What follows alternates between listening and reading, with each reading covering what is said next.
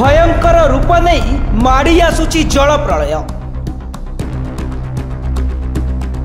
जल प्रलय पाई सुसु गर्जन करी पाखे आसिलानी समुद्र।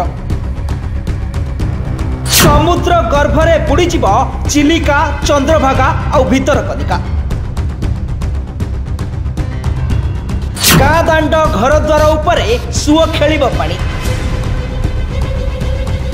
तांडव रचिब जल प्रलय।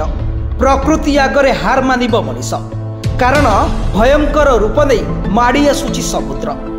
समुद्र आरे भासीजिब ओडिशा। तांडव रचिब महाप्रलय।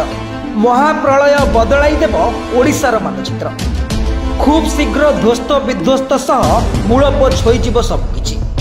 अति निर्मम भावरे आंकीदेव सर्वनाशी स्वाक्षर। विवर्ण होइजिब सुवर्ण संसार। उपर मुहा होई आगकू माड़ी माड़ी आसुची समुद्र। आकलन कहूची समुद्र आगकू आहुरी फुलिब। आगामी 3 दशंधि भितरे प्राय 2 ରୁ 7 फुट ऊपर को उठी पारे किछि अंचल को।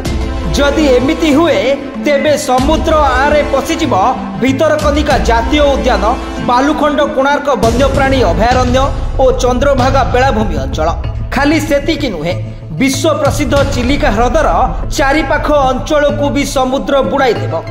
खोद राज्य सरकार जलवायु परिवर्तन एक्शन प्लान रिपोर्ट रे एभली भयानक आकलन करा जायछि। अमेरिकार न्यू जर्सी स्थित विज्ञान पत्रिका क्लाइमेट सेंट्रल रिपोर्ट रे एभली भयंकर आकलन करा जायथिबा राज्य सरकार रिपोर्ट रे दर्शा जायछि। लोकसभा रे एक प्रश्नर उत्तर रे केंद्र जंगल और परिवेश मंत्री कीर्तिवर्धन सिंह लिखित उत्तर रे दर्शाइछंती। ओडिशार प्राय 25.6% बेलाभूमि रे समुद्र कूल लगुची।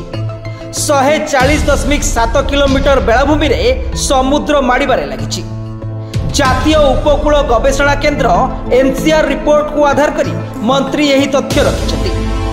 विश्व बैंक रिपोर्ट कहूची राज्य रे 480 किलोमीटर बेलाभूमि भितरु 187 किलोमीटर समुद्र माडुची।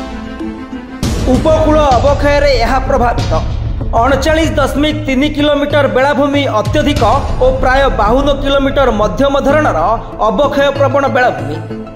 गवेषणा अनुसार प्राय 30 वर्ष भितर गंजाम, पुरी, जगतसिंहपुर, केन्द्रापड़ा, भद्रक और बालेश्वर जिलार उपकूल अंचल पाई समुद्र जलप्लावनर बड़ आशंका रही। यह लक्ष लक्ष लोकों को प्रभावित करिबो। क्लाइमेट सेंट्रल द्वारा प्रस्तुत गवेषणा पत्रिका रे आकलन हैला 2050 सुधा गंजाम रु बालेश्वर पर्यंत व्यापी थिबा समग्र उपकूल ओडिशा पई समुद्र जलपतन वृद्धि भयानक रूप नेबा आशंका रही। ब्यूरो रिपोर्ट, सर्वसाधारण न्यूज।